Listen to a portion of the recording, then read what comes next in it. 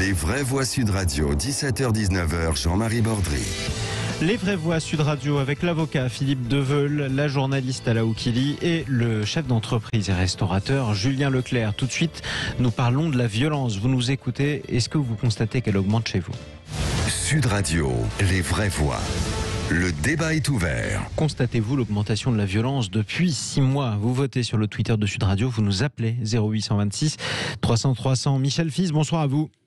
Bonsoir. Sociologue, ancien chercheur au CNRS, spécialiste des questions de la jeunesse et de l'exclusion. Vous êtes l'auteur notamment de ce livre « Radicalisation de la jeunesse, la montée des extrêmes ». C'est publié aux éditions Erol. C'était publié en 2016.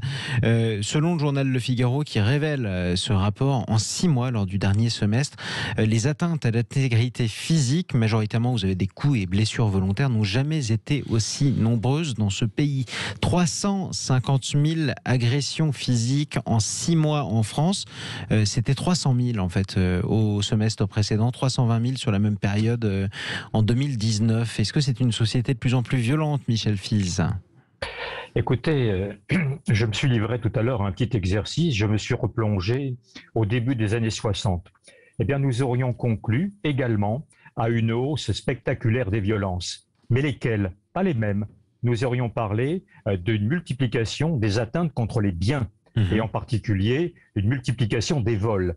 Nous étions dans les premières phases de la société de consommation et le vol était devenu une pratique courante. Voilà. Aujourd'hui, évidemment, nous sommes face à un phénomène qui met en avant non pas les atteintes contre les biens, comme on dit en droit pénal, mais les atteintes contre les personnes. Et là, on voit évidemment toute la gamme de ce que les magistrats constatent, parce que il faut bien savoir que là, nous n'avons qu'une partie de l'iceberg. Pourquoi ? D'abord parce qu'il y a 2 types de délinquance. Comme le montre l'enquête, il y a la délinquance qui remonte à la police, parce qu'elle est identifiée comme telle, qui remonte jusqu'au parquet, et puis il y a ce qu'on appelle la délinquance invisible. Celle qu'on appelait autrefois le chiffre noir, c'est-à-dire ce qui se commet mais qu'on ne peut pas identifier. Et couronnant le tout, il y a ce qu'on appelle la violence. Alors, je rappelle que l'étude publiée par le Figaro fait état d'une hausse des faits de délinquance. Voilà. Étant entendu que la violence, elle est tellement multiple. Bon, je prends un seul exemple. La violence numérique, celle des réseaux sociaux, elle est quotidienne, elle est diurne. Elle est verbale. Elle est nocturne, elle est verbale. Voilà. Elle n'est pas évidemment inventoriée dans des cases comme peuvent l'être des vols par exemple. Voilà. Donc tout ceci montre qu'en fin de compte, nous sommes dans un océan de violence. Nous vivons dans un climat de violence. C'est ça qui est important. Et ça explose. Du coup, c'est ce que vous nous dites, puisque globalement, l'enquête du Figaro est très pessimiste, en tout cas, elle est assez catastrophiste. Et vous nous dites, en plus, c'est que la face immergée de l'iceberg. Oui. Cette enquête, en réalité, ne révèle rien que l'on ne savait déjà. Tout ça, on le sait depuis 10 ou 15 ans, et surtout depuis le développement des crises économiques et sociales. Bon, en France, évidemment, on se rappelle la crise des subprimes en 2008, voilà. Et puis ensuite, évidemment, toutes les difficultés qu'ont rencontrées les gens qui ont mené au mouvement des Gilets jaunes, au mouvement des cheminots et aujourd'hui au mouvement des passes sanitaires. Je vais donner la parole à nos vraies voix dans un instant avec vous, Michel Fize. Le président de la République, Emmanuel Macron, il y a plusieurs semaines, s'était exprimé sur la lutte contre la délinquance et la violence. Il avait dit, je cite, « C'est un combat social, Michel Fize. La violence s'ancre d'abord dans les quartiers les plus pauvres, parfois délaissés au point que les difficultés économiques et sociales se sont enquistées. Et elle touche d'abord les plus modestes, qui ont pourtant, dit-il, droit à une vie paisible. » Vous souscrivez ? Écoutez, bon, je répète ce que j'ai dit ici et ailleurs. En tenant de tels propos, le président de la République se montre un exemplaire sociologue, car il analyse correctement les faits en pointant bien évidemment qu'il y a un terreau, ce que j'ai expliqué dans mon livre, il y a un terreau évidemment négatif, une dégradation économique et sociale dont on voit qu'elle ne touche pas simplement les cités, mais aujourd'hui les zones rurales et périurbaines, celles que d'autres ont appelées la France périphérique. Voilà. Donc évidemment, il y a un lien, mais attention, la pauvreté n'est pas corrélé directement avec la délinquance. Il y a des tas de gens, évidemment, de conditions modestes qui ne seront jamais délinquants. Ala Oukili, justement, en rouvrant votre micro avant de prendre la parole sur Sud Radio, est-ce que vous confirmez ? Alors moi personnellement oui, en tant que personne résidant en France, je le confirme. J'ai à mon actif plus de 17 agressions en France depuis... À votre actif, non, à l'actif de ce que vous avez subi peut-être. Je pense que vous n'avez pas agressé 17 personnes depuis. Non, que j'allais finir, que j'ai donc subi à Paris depuis ne serait-ce que 2012, ce que je considère beaucoup. Donc vol, 17 agressions. Oui, que notifié à la police. Malheureusement, hélas, la situation se dégrade d'ailleurs de plus en plus à Paris. Les chiffres du ministère de l'Intérieur de l'année dernière le disait bien aussi, donc augmentation des agressions sexuelles, attouchements, vols, violences dans les métros, dans les transports en commun à Paris. Et hélas, les chiffres du ministère de l'Intérieur révélaient aussi des proportions, et c'est là où je veux en venir, des proportions assez importantes de personnes de nationalité étrangère. Attention, je n'ai pas cité ni couleur de peau ni religion.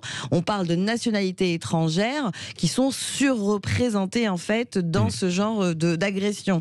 Gérald Darmanin aussi dernièrement a révélé que les étrangers représentaient 24% de la population carcérale en 2020, alors qu'ils ne sont que 7,4% en France.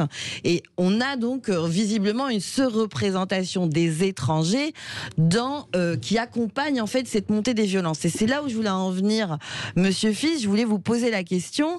Vous avez dit quelque chose de très intéressant par rapport aux années 60. Vous disiez qu'il y avait beaucoup de violence envers les biens.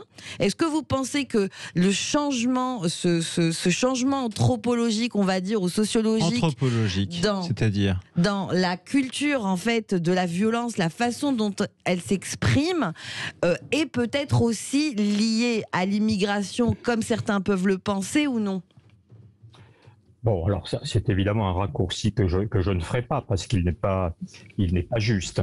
Là, on revient évidemment dans la situation de personnes qui se trouvent dans les situations les plus extrêmes, qui sont décrochées, car j'ai oublié tout à l'heure de dire, mais il y a aussi le décrochage scolaire, et puis comme nous l'avions dit hors antenne, le décrochage que j'appelle moral. Vous voyez, dans les années 60, même quand il y avait des agressions contre les personnes, ça se faisait, je dirais, dans un cadre, je dirais presque de convivialité. Je prends toujours l'exemple des blousons noirs. Quand on appartenait à une bande de blousons noirs, on ne cherchait pas à tuer l'autre. On cherchait à lui faire reconnaître qu'il avait perdu en le mettant au sol. Et on en restait là. Voilà, on se retirait, le combat était fini et ce n'était jamais un combat mortel. Voilà. Aujourd'hui, ce qui est, je pense, la caractéristique principale de cette société, c'est que c'est une société qui est de moins en moins société, c'est-à-dire qui est de moins en moins reliée à une conscience collective, à un respect des règles, et de plus en plus à une sorte d'assemblage hétéroclite d'individus archipélisés,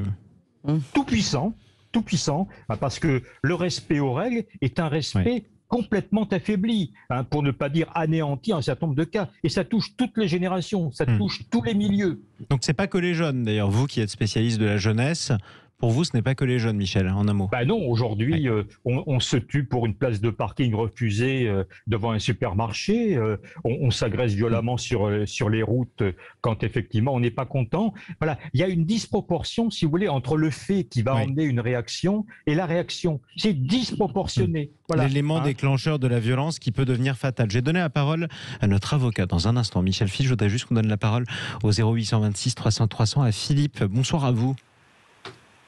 Bonsoir les vrais voix. Bienvenue sur Sud Radio. Philippe, vous habitez dans la Seine-et-Marne, le 77, c'est dans l'Île-de-France. Auparavant, vous étiez dans l'Essonne. Vous avez, si j'ose dire, fui l'Essonne pour la Seine-et-Marne. Pourquoi ? Pourquoi ? Parce que j'ai été papa de deux jeunes filles qui étaient voilà, et du coup j'habitais près d'Atis-Mons, donc voilà, Atis-Mons, et à un moment donné Grigny-la-Grande-Borne, Tarteret, et à un moment donné moi et mon épouse on a fait le choix de partir. C'était comment ? On s'est éloigné de 1 heure. Et on est parti, pourquoi ? Parce que on voulait les élever dans un endroit calme et paisible, bien qu'aujourd'hui, tout ce que vous avez dit c'est vrai, la violence elle est partout aujourd'hui, c'est pas juste depuis 6 mois, ça fait 15-20 ans que c'est comme ça et que ça continue à se dégrader, mais nous on a fait ce choix et aujourd'hui, voilà, Moi, je rebondis sur tout ce que vous avez dit, mais de toute façon, aujourd'hui, moi, ce que j'en veux, c'est aux détenteurs de la loi et à ceux qui la font appliquer. Et aujourd'hui, ce qui se passe, pourquoi aujourd'hui on en arrive à des cas extrêmes, c'est mon avis, peu importe si les gens le partagent ou pas, mais c'est que aujourd'hui, le voyou, l'agresseur est tout puissant. Est tout puissant. Je vais vous donner un exemple qui me tient à cœur. Moi, je suis enfant de femme battue. Vous voyez, moi, je sais ce que c'est la violence. Je l'ai vécu à mon quotidien quand j'étais gamin. Voilà. Mais moi, dans mon temps, alors je parle comme un vieux con alors que j'ai 52 ans, quand le monsieur le maire de ma petite commune venait avec les gendarmes, je peux vous dire que mon père, il a pris ses valises et puis il a fait canard. Vous voyez, moi maintenant je vais vous donner l'exemple, j'ai ma petite voisine qui d'ailleurs n'est plus ma voisine parce qu'elle a déménagé, elle s'est fait agresser par son mari, les gendarmes ils sont venus, vous savez quoi, c'est ma voisine qui a été obligée de se fuir et de ne pas pouvoir prendre ses enfants, d'accord ? Voilà aujourd'hui où on en est. Et aujourd'hui, tout ça est toute puissance. Et aujourd'hui, oui, on peut mourir pour un regard de travers. On peut mourir ou finir handicapé parce que on n'a pas apprécié quelqu'un qui nous a manqué de correction. Je vais vous donner l'exemple de ma fille, 22 ans. Je l'ai éduqué, je lui ai donné une façon de se comporter, de respecter l'adulte et tout. Je vais vous dire aujourd'hui, moi, le regard que j'ai de mon enfance, de vécu de ma mère, de la position ne serait-ce que des femmes qui me tiennent à cœur aujourd'hui, moi je dis aujourd'hui, mesdames, bon courage.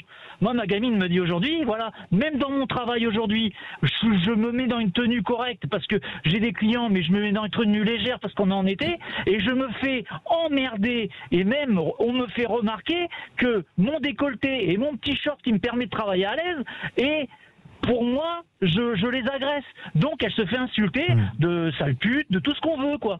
Ça, c'est le quotidien, ça.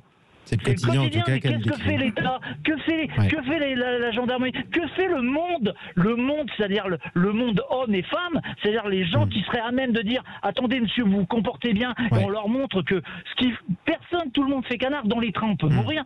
Dans le métro, on peut se faire agresser. Et les gens baissent le regard. C'est notre quotidien aujourd'hui. Merci à vous, Philippe. Bon courage surtout. J'espère que ça va pas... Pour rebondir, quand un ministre de la Justice qui dit que c'est un ressenti, qu'on ressent quelque chose que la violence c'est un ressenti, il a qu'à venir vivre dans ce qu'on vit nous à la campagne ou dans les quartiers sensibles. Voilà, c'est ça qui est dommage. En tout cas, vous, si c'était un ressenti, ça vous a fait ne serait-ce que déménager à 100 km de l'Essonne jusqu'à la Seine-et-Marne, où ça vous a quand même rattrapé. Merci beaucoup, bon courage. Philippe, du côté de la Seine-et-Marne, et merci de nous avoir appelé au 0826 300 300. Philippe de Veule.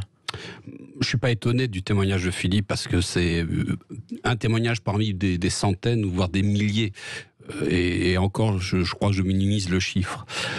Il y a plusieurs conséquences. On est dans une balkanisation du territoire national et on a des chiffres qui sont très inquiétants. 1400 zones de non-droit qui concernent 10 millions de la population, 15 millions d'armes illégales en circulation sur le territoire. Déjà, en 2011, la sénatrice maire de Marseille, Samia Ghali, disait « Il nous faut l'armée dans les zones de non-droit de Marseille ». C'était août 2011. Et nous sommes bientôt en août. Voilà, c'est il y a exactement 10 ans.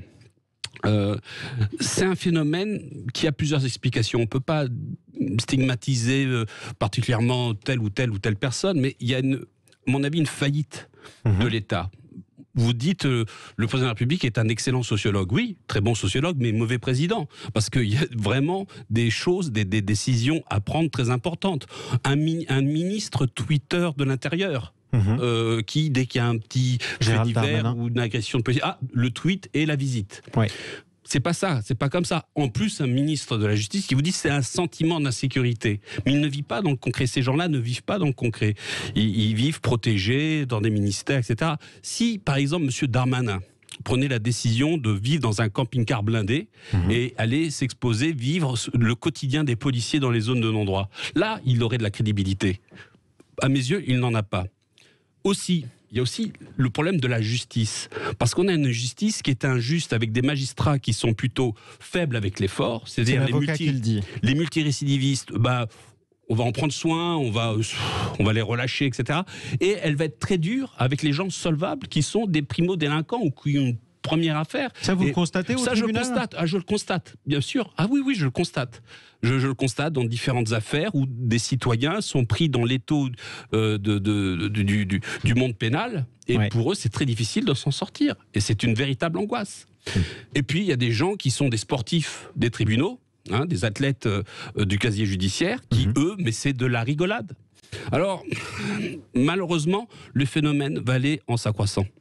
C'est triste, mais c'est ce qui va se passer. C'est ce que vous pressentez en tout cas. C'est ce que je pressens. Je vais vous redonner la parole sur la peur du gendarme, parce que c'est revenu plusieurs fois qui aurait disparu aujourd'hui en France. Michel Fize, je voudrais juste revenir avec Julien Leclerc qui nous écoute en direct et qui est avec nous en direct de Lectoure dans le Gers sur Sud Radio. Ce qui frappe dans ce rapport qui est publié par le Figaro, c'est que la violence augmente aussi très nettement dans les zones périurbaines et dans la campagne. Ça veut dire qu'il n'y a plus besoin d'être dans des quartiers sensibles. Vous à Lectoure, ça se voit ou pas ? Non, je dirais pas que je constate pas plus de violence. Alors, je viens d'écouter tout ce que vient de dire Philippe. Il y a des choses auxquelles j'adhère, mais il y a beaucoup de choses caricaturales auxquelles j'adhère pas du tout. J'aime pas, moi, généralement, quand on explique que le monde était mieux avant, notamment en matière de sécurité, où on a quand même juste un média de droite qui se remet la sécurité et l'immigration au cœur du débat à moins de 8 mois de la présidentielle. Donc, je pense je suis persuadé qu'ils l'ont fait en 2017, qu'ils l'ont fait en 2012 avec exactement les mêmes mots. Néanmoins, donc non, je dirais pas que je constate une augmentation de la violence. En revanche, ce qui est vrai, c'est que on constate une augmentation des tensions et de plus en plus de difficultés à vivre ensemble et à s'écouter. Il faut replacer un tout petit peu de contexte. On a parlé là tout à l'heure. On a rappelé qu'en 2018, il y a eu les gilets jaunes, notamment dans les campagnes, où c'était pas que des manifs de ville, c'était des manifs présentes sur tous les ronds-points en zone rurale. Et quoi qu'on en pense, qu'on ait été favorable ou pas aux gilets jaunes, il y a quand même eu quelques dérives d'une grande violence, et notamment dans des campagnes aussi, autour de ces manifs. On en parle moins, mais un an après, on a eu la plus grande manif de la décennie contre les retraites en 2019, avec un mouvement énorme, notamment les plus longues grèves de l'histoire de la RATP et de la SNCF. C'est vrai. Avait la barre assez haute en la matière, vous en conviendrez. Ouais. Et après, le Covid. Et le Covid, c'est augmentation énorme de la consommation d'antidépresseurs, c'est augmentation des arrêts de travail, c'est augmentation des consultations de psy et rupture du lien social. Et moi, je suis convaincu, et notamment par le télétravail, qui a montré quelques avantages et beaucoup de limites, on a perdu énormément de vivre ensemble, notamment en fermant les entreprises. Je suis convaincu qu'il est absolument impératif de retrouver le plus vite possible ces moments d'échange, ces moments de vivre ensemble. L'entreprise, en tant que créateur de liens sociaux, on a énormément de défis devant nous pour pouvoir répondre à ces enjeux-là. Et oui, notamment dans les campagnes où on constate, moi j'ai un peu peur du pass sanitaire dans 10 jours parce qu'on va avoir des scènes, je pense, assez violentes. Mais sur les terrasses de restaurants, quand vous direz non, vous n'entrez pas, vous n'avez pas votre passe, effectivement. Oui, à l'entrée des bars et des restaurants. Ça va être compliqué, oui.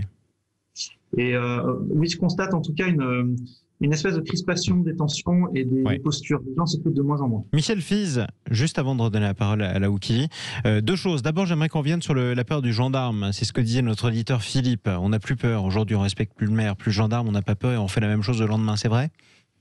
Oui, alors ça porte un nom pompeux, vous m'excuserez, ça s'appelle la crise des légitimités. Aujourd'hui, le statut ne suffit plus à imposer l'écoute de l'autre, celui à qui l'autorité s'adresse. C'est vrai pour l'enseignant, c'est vrai pour le père de famille ou la mère de famille quelquefois, et c'est vrai pour les policiers. Voilà, c'est ce que j'appelle... Mais ça vient de cette société qui est la société que j'ai appelée de l'individualisme triomphant.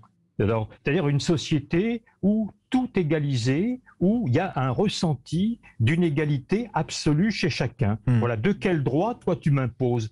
Ah, ton statut, mais moi je m'en fous de ton statut. Si tu es compétent, si tu me parles bien, je te respecte. En cas contraire, je te respecte pas. Donc effectivement, par rapport à ce qui vient d'être dit précédemment, je pense que maintenant, le défi, c'est pas de ronronner sur les multiples enquêtes qui vont sortir et qui vont nous montrer à chaque fois la même chose en pire, probablement, c'est de s'interroger comment refaire société. Eh bien, on refait société en redéfinissant un certain nombre de règles communes, en redéfinissant un certain nombre de valeurs. Voilà, par exemple, eh bien, quand on n'est pas d'accord avec l'autre, on dialogue. On le respecte. Oui, mais pardon de vous interrompre, Michel Fize. Frapper l'instituteur qui a puni votre gosse à l'école, c'est déjà interdit. Donc, on fait quoi de plus ? Eh bien, encore une fois, il y a la médiation, qui est une manière effectivement de faire comprendre agression. qu'il y a un certain nombre de comportements qui ne sont pas inadéquats, c'est le moins qu'on puisse dire. Mais moi, je me projette un peu plus loin. C'est à l'école, auprès des enfants très très tôt, qu'il faut leur réapprendre avec des travaux pratiques ce que c'est que l'éducation civique et morale. Et qu'est-ce qu'on fait pour ceux pour qui c'est trop tard ? Un délinquant de 25 ans multirécidiviste, on ne va pas le renvoyer en CP. Eh bien là se pose la question de l'adéquation des réponses. Voilà, alors il est évident que la réponse facile, c'est l'emprisonnement. Bon, moi qui ai travaillé 10 ans à l'administration pénitentiaire, bon, je sais qu'effectivement, ce n'est pas la bonne solution parce qu'elle n'est pas efficace. Hein. On doit regarder les choses en termes d'efficacité. Donc, faut regarder tout ce qui est médiation, réparation, travaux d'intérêt généraux, collectifs, etc. Voilà, et il faut que les gens... C'est ce que vous suggérez en tout cas. Réparer en tout cas leur faute. Ala Okili, le mot de la fin très rapidement, et puis Philippe Deveul. Très rapidement, je voudrais rebondir sur ce qu'a dit Julien Leclerc concernant l'effet du confinement, les antidépresseurs, etc., qui ont pu justement accentuer cette violence. C'est la particularité de ce rapport qui dit justement que non, la hausse par rapport aux 6 premiers mois de l'an dernier, marquée, il est vrai, par 2 mois de confinement, dépasse plus 16%. Si on compare à la même période de 2019, qui est là, c'est nettement plus pertinent, la violence a quand même augmenté de 10%. Donc ce que je regrette dans cette étude, c'est qu'elle ne se soit peut-être pas, et on demandera peut-être à Monsieur Fize, on regrette pas l'influence des réseaux sociaux qui ont aussi pu radicaliser et jouer comme un catalyseur pour faire baisser certaines digues et rendre des violences beaucoup plus faisables en fait. Le mot de la fin avec Philippe Deveul. Pour répondre à Michel Fize, que je connais, que je salue, médiation c'est bien, mais on a déjà des outils qui existent. Il y a le code pénal, et je vous assure que le code pénal, il est très sévère. Il faut l'appliquer. Et je pense qu'il y a un laxisme patent de la justice. Et il nous faudrait plutôt des magistrats de choc que des magistrats plutôt adoucis et complaisants. En tout cas, ce sera le mot de la fin. On a entendu sur Sud Radio un avocat qui demande des magistrats de choc. Vous êtes bien sur Sud Radio contre les violences sur les personnes. Effectivement, contre les violences sur les personnes. Merci beaucoup à notre invité Michel Fize d'être intervenu ce soir sur Sud Radio, sociologue, ancien chercheur au CNRS, spécialiste des questions de la jeunesse. Je rappelle l'un de vos ouvrages, Michel Fize, Radicalisation de la jeunesse, la montée des extrêmes. C'est publié aux éditions Erol. Restez sur Sud Radio. Les amis, on vous posait la question, est-ce que vous constatez une hausse de la violence depuis 6 mois en France? La réponse, malheureusement, est oui à 83% d'entre vous. A tout de suite sur Sud Radio, ce sera le clin d'œil des vraies voix. Vous allez voir, Grâce Leplat va vous apprendre à nager.